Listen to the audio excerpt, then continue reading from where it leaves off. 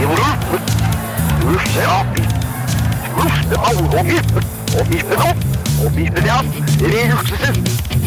don't know what the fuck you guys are thinking. But you don't ever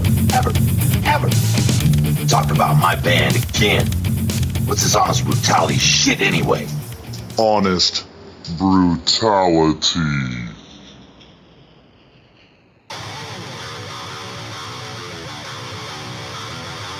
Hello, this is Mack, bass for Fear Control. And this is Kash, vocalist and guitar player for Fear Control. And you're listening to Honest Brutality.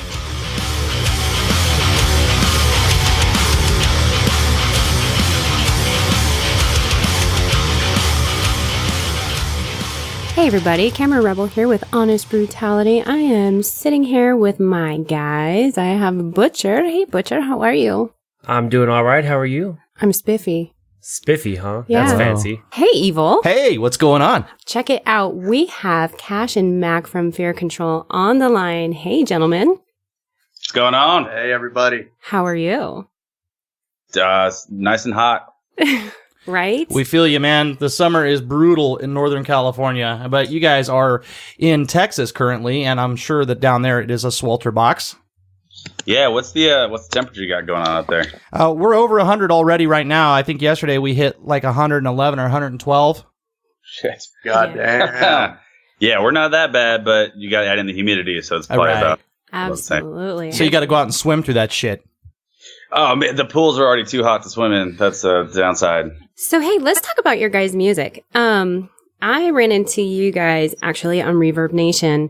You had submitted to Honest Brutality, and I was immediately blown away. You guys have your two EPs. You have Conviction and you have The Monster. Song for song, spot on. Love them both. Sweet. Thank you very much. Yeah? Yeah, we like them. You're welcome. I was looking at your guys' bio and it says Fear Control is a heavy riffing, loud screaming, double kicking sonic attack from Austin. I freaking love it. Yeah, I mean, I think I came up with that at some point when I was probably drunk, but it sounds cool. So, you know, we try not to fit into any kind of sort of scene. Right. Kind of just try to do our own thing, and it kind of fits us because we're a little bit of everything. You know, a little bit of thrash, a little bit of metalcore, a little bit of hard rock, a little bit of groove metal, southern rock. So yeah, we're just trying to do whatever comes out when we try to write songs. Absolutely. And, you know, a lot of times we talk to bands and, you know, they say, you know, we just don't really have like a whole writing style. We just actually go in and we jam and we do and we feel what feels good and we play for ourselves and we make the music that we love. And I really catch that vibe from you guys in all your songs that you have out. Yeah, you're absolutely right. Right now, we're currently in the middle of writing a full-length album. Nice. You say that because the members, as of now, we each have a different style. We have a guy who's into progressive stuff. We have Kash, who's a traditional thrash guy. I'm a death metal guy. Our drummer has his own style. So I feel like it's a melding of styles it comes together in a really great way for us. Yeah, absolutely. And, you know, it's funny that you had mentioned the progressive style because I definitely pick up on that. Cool. Appreciate it. Yeah. Let's talk about, you guys have played a lot of shows and you guys have played with some pretty great names here. Tell us a little bit about that.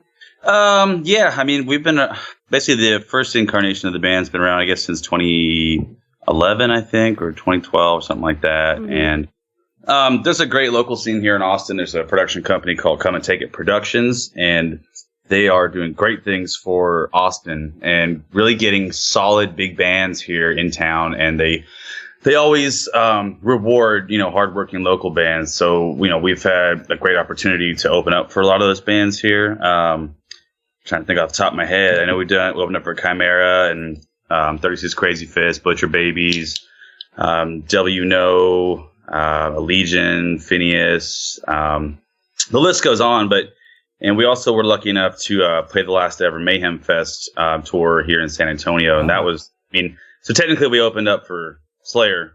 So I guess Nice. I'll take that technicality. That works. Yeah. Right? You know, it doesn't matter what time we go on. If that it was noon and it was a 15-minute set, don't care. So we got to say we opened up for Slayer. So That's badass. So you guys are in the Austin area, and Austin has long been known as a music mecca for Texas. We're seeing more and more bands coming out of that state in the rock and metal vein. I'm just curious if you're noticing that trend there. You know, I think that Austin has always had a really good metal scene. You know, you think Austin, you typically think blues, that kind of thing. Right. There's always been a seedy underbelly of really good metal that's coming out of this town. Austin, along with San Antonio also, we're only an hour and a half away, but we both have such strong scenes, and we've been working on this scene for so long that it's finally now people are like you are starting to recognize the amazing metal that's coming out of Austin. The state in general seems to be just really breeding a lot of different new music, just a lot of really killer stuff. I guess maybe it's that magnifying glass hasn't been on it for a while, and now it is. I don't know. That's what I'm kind of trying to get to here. Gotcha. Yeah, that's an interesting point. I mean, I've kind of seen the scene go kind of up and down over the past maybe 10 years or so. As far as like local bands, a lot of them will get big and then kind of fade out and start something new. I know there's a lot of solid bands out of Houston as well, especially, and Dallas. And I think it's just Texas is, you know, you got the Texas metal kind of vibe, stigma of Pantera, basically, kind of running everything from this state and everything being compared to that. But there's a lot of kind of solid hard rock bands coming from here. Metal, I mean, you can find any kind of band in any city here that will put on a solid show and have something unique to give to the scene and are hardworking. I don't, you know, as far as like the spotlight being on it, I mean, I can't really attest to that. I don't really know. I mean, it's always been kind of the same underground scene to me from having been playing for so long. Right. I mean, if it is, then that's great because, you know, we always, you know, we love more exposure here. I know a lot of the bands that we play with are touring and they come to Texas a lot. And, you know, there's a lot more options for venues, a lot more bands popping up, I think, over the last maybe 2 years or so that I've noticed than previously. So, I mean, everything seems to be kind of rocking and rolling. You guys are recording new material for an LP. What is your strategy following up with that LP? Are you planning on attacking that local scene and kind of hoping that sticks, or do you plan on getting out and supporting it with a tour? You know, that's something that we're still kind of in discussion about. We all have full-time jobs, so it's, you know, we're trying to make it work to see what we can do. The main plan, I think, the plan of attack is what we want to do is we're going to start recording most likely here in probably next month and try to knock out all the songs. We're actually recording with Mack here. He's going to be our producer. Awesome. The goal is to get a full LP out, get a solid music video out for the first single, and try to get, use our networking and any kind of management opportunities to get a single on Sirius XM radio would be the key. And follow that up with either a tour. We've toured the West Coast and back, and we've toured all around Texas basically, and a little bit in Oklahoma. And we have a lot of connections with guys like Screaming for Silence and Sleep Signals and Final Drive, and those bands kind of up north. So we're thinking that's probably the best utilization of our market and connections is to go kind of up to maybe Minnesota and back. And to do a quick 2-week tour and promote it with the video, a single, and then follow that up with another video and kind of to see where it goes from there. If we got enough traction to where we can get on a bigger tour that makes sense for us, that we have the time to do, then that is the plan. Otherwise, you know, we've been kind of being pretty solid in this kind of hit up Austin, Houston, San Antonio, Dallas kind of in Texas kind of strategy. Well, I think that's a pretty solid plan. It's funny you bring it up. I was just chatting with Sleep Signals this morning, literally. Yeah, they're great dudes. Great dudes. Love those guys, man. Love them. And their new music is absolutely stunning. It's good stuff. Yeah, it's solid. Those are solid dudes. We've played with them before, and they're always fun to play with. They put on a hell of a show, those guys. Mm-hmm. So now you guys have actually played with a lot of big names. Have you guys ever had like a fanboy moment? You probably have. I have. Off the top of my head, I know when we opened up for Nonpoint and 36 Crazy Fist, that was a cool show for me because those are two bands I really loved growing up, and we got to kind of hang backstage with them and kind of shoot the shit. And I got up on stage with them for a little bit and kind of shot some. Yeah. I'm in another band, a cover band called Slaterica, and we do Metallica, Pantera, Slayer covers. And we got to play this year's Dime Fest, which was I got to play Dimebag's Gear up in Dallas. Oh, how cool! Wow. Yeah, and I'm sitting backstage hanging out with Corrosion of Conformity and Nice. guys. I met Rita, and so I mean that was probably the biggest fanboy moment for me. But I mean, once you meet all these kind of musicians that you kind of look up to, Right. almost every single one we've met has been super cool and super chill, and you just realize you're all in the same kind of scene. So they kind of fade away pretty quick. Yeah, they're just dudes, you know? Yeah, we talked to a lot of bands, and there's so many people that hold musicians up to this crazy level, and it's just very humbling, you know, that everybody is just so... It doesn't go to their head. Yeah. Getting back to the day job thing now, I know, Kash, you do digital marketing, and I saw that you studied psychology. Tell me a little bit about that. Well, I mean, I don't want to read your mind if I don't have to, but if you want me to.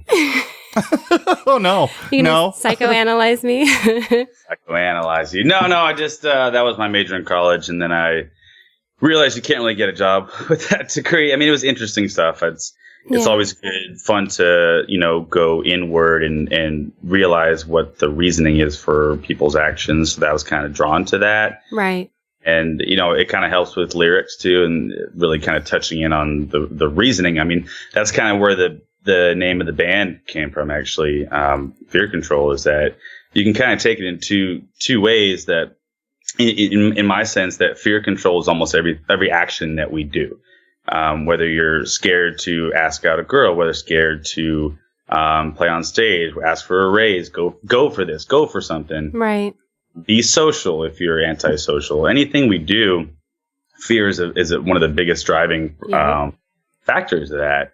And then also on the other side, that people in power tend to use fear to control others because people react to that more than almost anything else. And so it's kind of a diatribe off of what you were asking, but I mean, I've kind of used that degree, and I've gotten a master's in business actually, and so I got a full-time day job, and I actually get to work with breweries, which is awesome because it's a lot of similar people in the music scene, really just down to earth, chill dudes that I don't know, you just trying to like to drink beer and like to have fun, but also like to help their same scene and help each other grow, which is awesome. And back over here, right now I'm a lab rat. I wear scrubs and work in a lab processing blood, which is pretty awesome because I'm sitting on a mountain of blood all day. It's raining blood. But I did go to school for audio production, audio engineering. I feel like that's my true calling, and that's why I'm so excited to get this full length album going here, because I feel like it'll be the best stuff that we've done yet. And I really can't wait to get working with these guys. And Jeremy, our lead guitar player, actually just finally got his bachelor's in music. So that dude was sitting there rapping to us in Japanese last night. Oh yeah. So, I mean, he anything he wants to do, that dude can do. I mean, it's pretty incredible that he can do all that, to be honest. Yeah, that's awesome. You have to be an incredible person to even pursue music as a degree. It's one of the most brutal ones you can take. Yeah, absolutely. Yeah. So now let's go back to Slaterica. Hold on, I want to talk about beer. Okay. Yeah, I'm actually... Go back to beer. We'll come back. Cash, we'll come back around. You digital market for breweries as well as doing everything you do for your band. So you're involved heavily with the heavy metal scene and beer all over the state of Texas, it sounds like. That sounds like a dream come true. Yeah, I'm actually sales and marketing for an insurance company that does insurance for breweries. So I get to go around to basically all the breweries in the state. I mean, it's a lot of driving, but it's also a lot of free beer and great connections. I mean, we played at a couple breweries before, and there you go. I've gotten brewery people into the band. I've gotten band people into certain breweries. I mean, it's a pretty cool job, man. I gotta admit. Is the craft beer scene over in Texas about as explosive as it is here on the West Coast of the United States? Oh yeah, it's pretty much been the hottest, the biggest growth in the nation over the past 2 years. We now are fourth, I believe, in the nation, fourth or eighth, I believe, in the nation in breweries, but 43rd in breweries per capita. which basically just means that there's a huge potential for even more growth going forward. And so, yeah, it's definitely been a hotspot, especially Austin. California 1, Colorado, or Oregon, 2 and 3, I guess. But there's a lot of great options here. Anywhere you go, even small towns, to get some killer brews. Texas is looking better and better, dude. I know. I actually have a reason to go out there now. I think we should pack up. Yeah, we'll just hit up Austin. I mean, I'm from Houston, and I love Houston. Dallas is cool, San Antonio is cool, but they're not Austin, man. This is the place to be. Hey, let me tell you too. These shows at the breweries, it gets fucking rowdy. Awesome. Oh, That's yeah. what we like. Hell yeah. That's what we like. So, Slaterica. Now, how long have you had that project? That's been, I think, 2 years. It was a combo of a bunch of us in different bands that were just like, hey, you want to do like Metallica? Okay. How about Pantera? Sure. Slayer? Fuck yeah. Okay. So we just decided to do it for fun. I mean, we've played some big shows, and the money's always better playing covers. Yeah. Isn't that weird? Yeah, I'm just my fear is that a lot of these music scenes are just the fans are just going to go want to hear what they already know with covers, which is already happening. There's so many cover bands and that get paid and take over prime slots that local bands should have. And I agree. Out to support the local bands as much and the reason why I'm doing that is because A, it is fun, and B, I get to play shit that I grew up playing, which is always super fun, but also to kind of, every time you say, hey, that was a great show, I always say, hey, check out For Your Control or check out the rest of the guys. Because we have made fans that way, It's a bizarre thing, though. You bring up a really good point. It seems as though tribute bands, if you will, cover bands, that is almost more popular in a live setting than someone who's worked really hard to develop this killer content that people just don't want to spend the time to get comfortable with.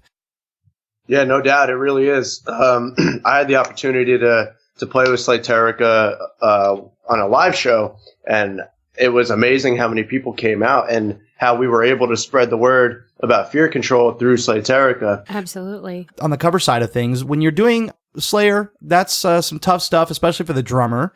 Metallica, if you're doing the earlier stuff, but Pantera, to pick that up and run with it and do effective covers, I mean, vocally, now I know you can do it because I've heard your stuff, but does that really tax you doing the Anselmo stuff?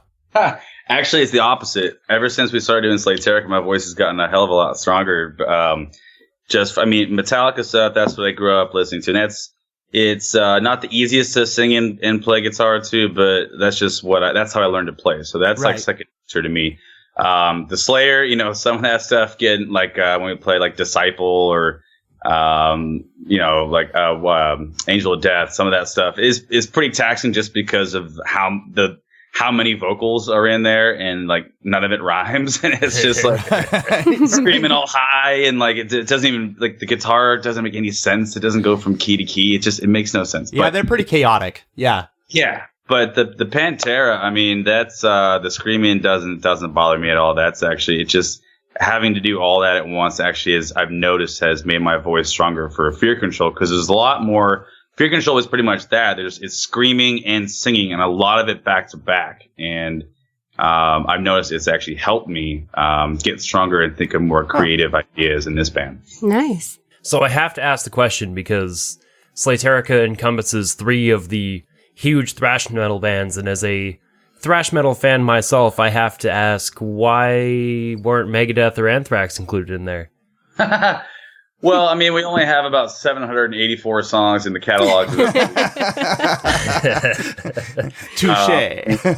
We're playing sometimes 3-hour sets, and which is super fun, especially when you're in Texas outdoors. But we talked about throwing maybe a little bit of Megadeth in there just for shits and giggles, but those are the 3 that were picked, and we're kind of just sticking with that because, like I said, we still have a lot of songs to get to. So maybe with Fear Control we can do a Megadeth if Mack wants to do that. Ooh, there you go.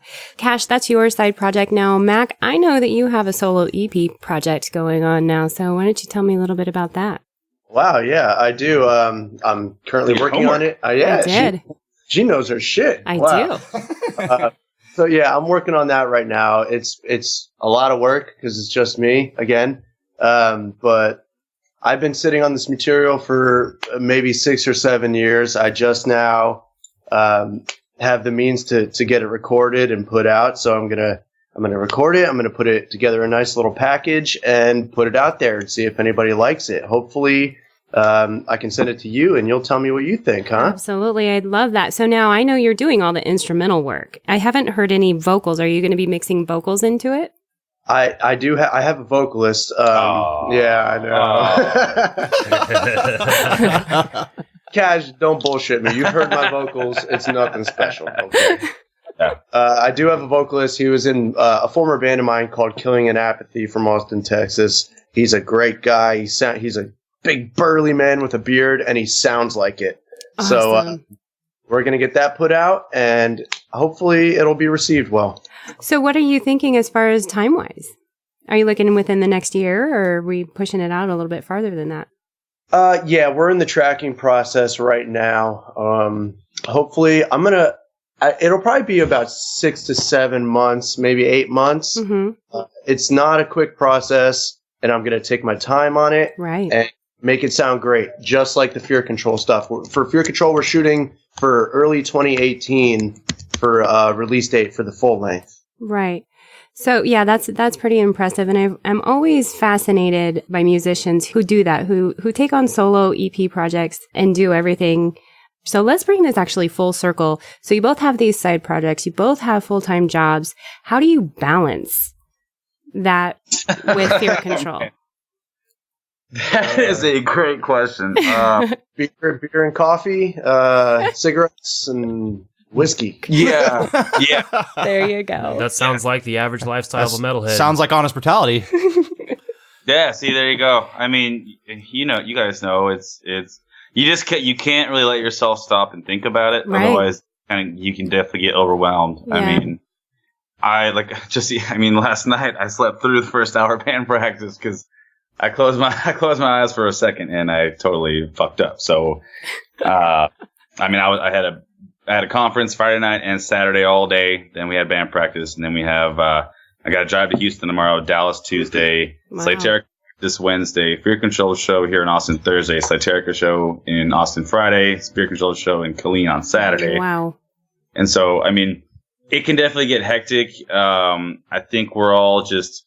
The nice thing about these guys, especially like Mack and Jeremy, compared to maybe some other members or maybe other bands and stuff, is that we all have our eyes on the prize. And as much as tired as we get, and as much bitching as we may fucking do every now and then, it's that we realize what the goal is, and we realize that you have to work hard in order to get there. So Right. Yeah. kind of put our heads down and take a shot and make sure we at least get as much possible sleep as we can whenever we can get it, to make sure that the train's rolling, Right. Well, you guys have decided to get into a genre of music, and I understand, obviously, through the course of this conversation, what your influences are and kind of why. But it sounds to me like you're smart enough to know that that's one of the hardest avenues to take in the modern music industry, and I find that admirable. Why did you decide to stick with this? That's a good question, actually. I mean, I think the answer kind of lies in that. I mean, we're stubborn. I mean, I'm stubborn. Yeah. I don't like being told what to do. And no matter what you play, people are going to have an opinion on it. And Right. if you're, bands that I love, I mean, like Trivium and Blow Up My Valentine and Killswitch Engage, some of them are like, oh, they're sellouts, so it's pussy metal. And then some of the other bands that are, incredibly fucking heavy to where, I love some of that shit, and some of the shit I'm just not really into because I need the melody and harmonies. And even on the vice versa, there's a lot of radio rock bands that I just can't stand because there's no differentiation. It's just the same shit over and over. Right. Yeah, kind of drones. Yeah, drones. It's like on autopilot. And Yeah. on every direction, every type of music, no matter how heavy it is or soft it is, there's bands that are in autopilot. And Right. that's really my biggest pet peeve, to where when I listen to music, I want to hear stuff. I want it to keep me on my toes and make me feel something. And in my experience, it could be country, it could be death metal, it could be radio rock, it could be anything that's got something that catches my attention and keeps the attention. That is kind of where the stuff that we write, that's where I want to fall into. And that doesn't matter if it's going to be, straight up blast beats, double picking, hardcore solos, or any kind of progressive gent stuff, or just straight up power chords and ballad type stuff. Right. As long as it's got all the elements that I look for, that's where we come in. That's why we write what we write. There you have it. So, Mac. Yeah. Looks like you're quite the firearms enthusiast.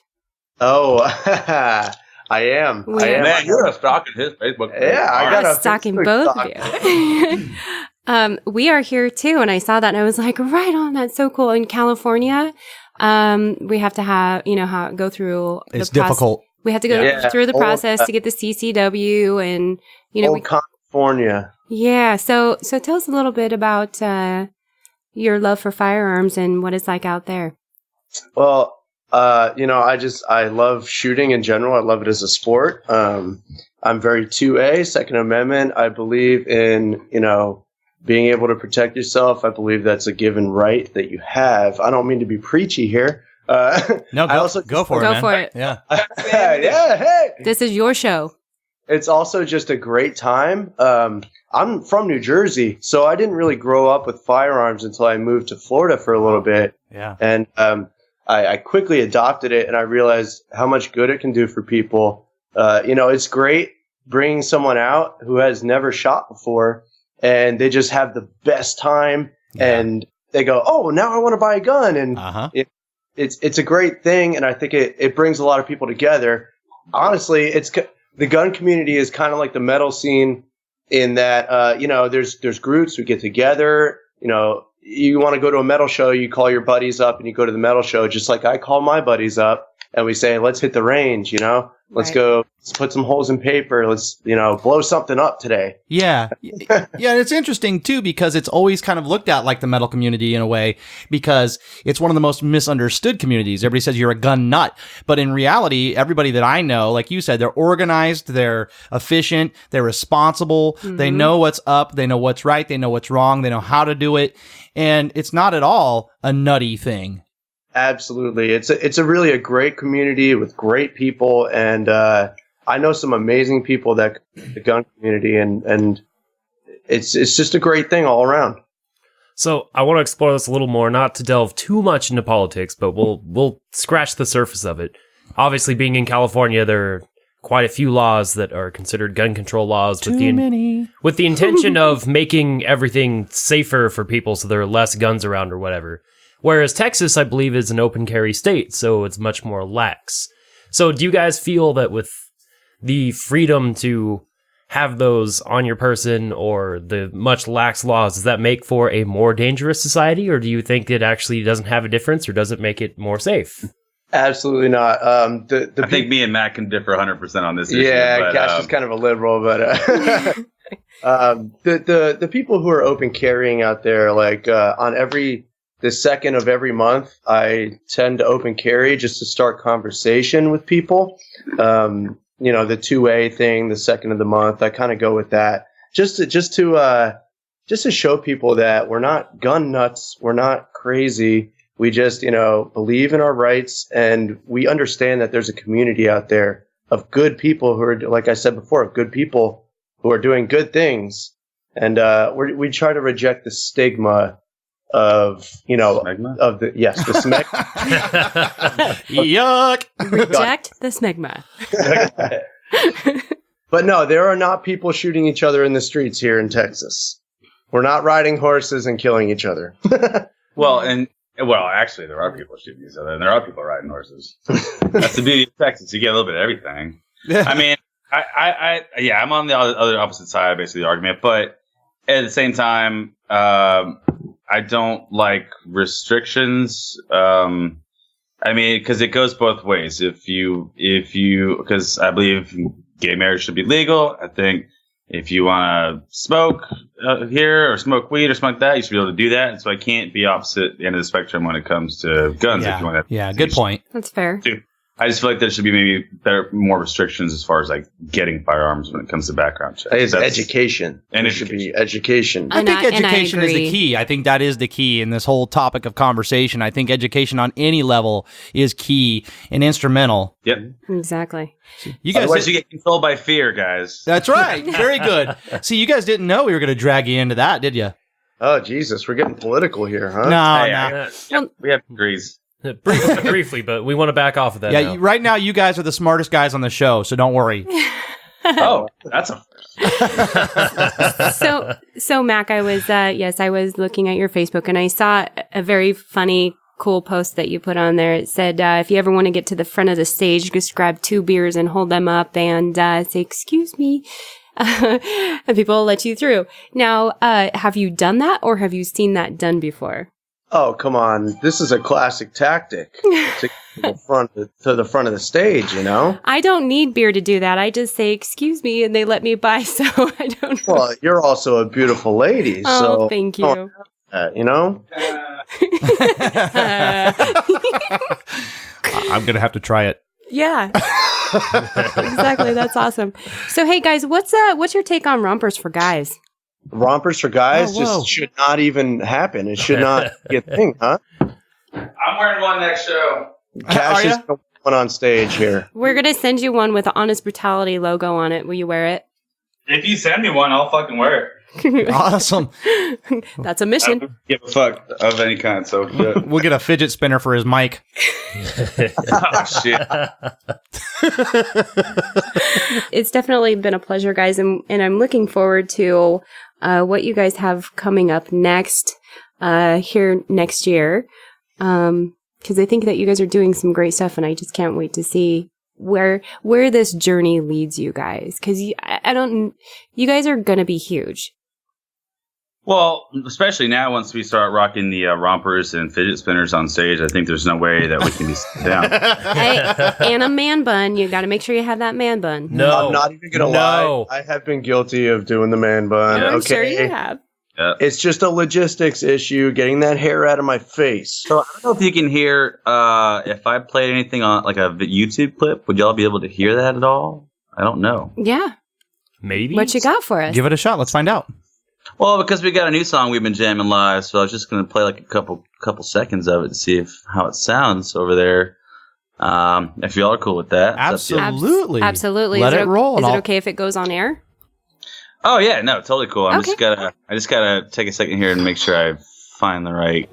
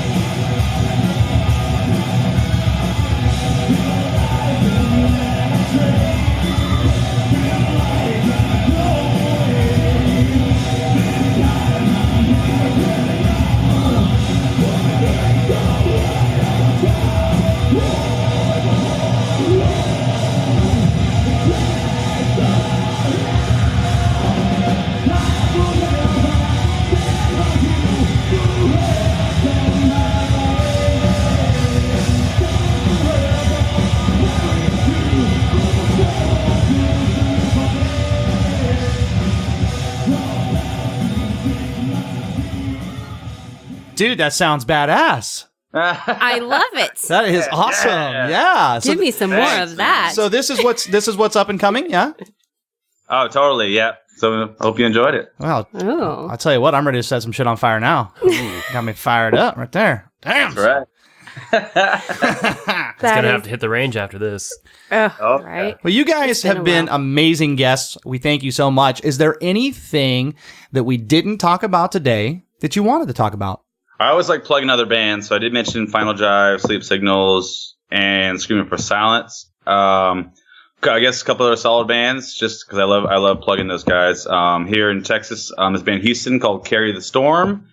Bands here in Austin, Head Crusher, Critical Assembly, Cerebral Desecration. I'm sure there's more. That's a lot of head trauma. Yeah. Right? We'll be checking out each and every one of those bands, probably reaching out to them too. So if you're endorsing them, we'll check them out absolutely for certain. Guys, how does the listening audience reach out and find your music? How do they book you? How do they talk to you? Where is all that? Yeah, that was actually next. I was going to say we have a website, fearcontrol.net, since some asshole in Germany took fearcontrol.com and won't let me fucking buy it back. So .net. And find us on Facebook, Instagram, Twitter, Reverb Nation, SoundCloud. And then we're also on, we're streaming on iTunes, Spotify, Google Play, Pandora, Radio Airplay, YouTube. Just search Fear Control. We have the most recent music video out for Masks. That'd be a good one to start off with. That kind of encompasses a little bit of all our styles.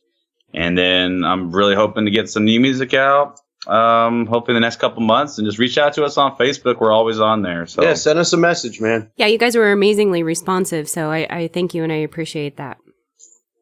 Yeah, we try. Is that a fidget spinner right here? It is. I was Oh my about God. to call him out on that. Winner, chicken dinner. Oh, no. I'm getting ready for the live show. For the romper. This has been a conversation with Fear Control out of Texas. Thank you again, gentlemen, so much for doing the show with us. Yeah, no problem. Thank you guys for having us. You guys rock. That was a group of really well-spoken, intelligent dudes. Really rather common for metalheads, we found out. Yeah, it seems like the more we do this, the more we find these bands that are actually comprised of a bunch of guys that are holding degrees and holding down prestigious jobs. And they're all guys that go out and just, put on crazy outfits and get nutty on stage.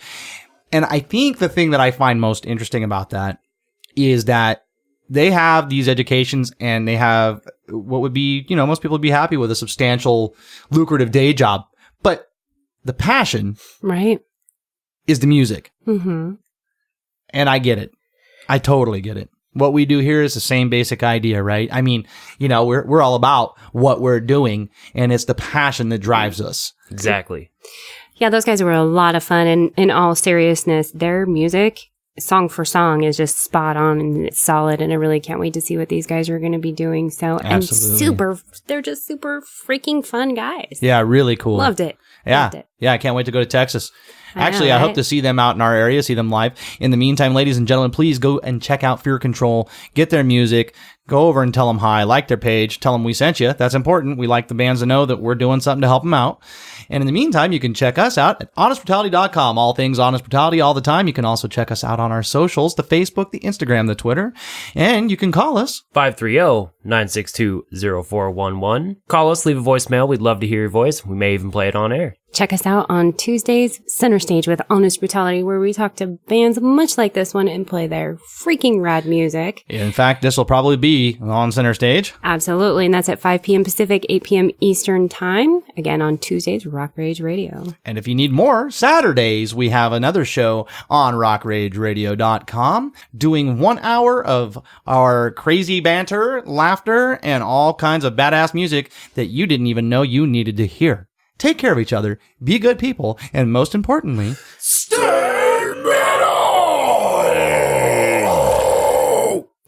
Stay metal. Hey, this is Kash from Fear Control, and you're listening to Masks off our EP, The Monster, here on Honest Brutality.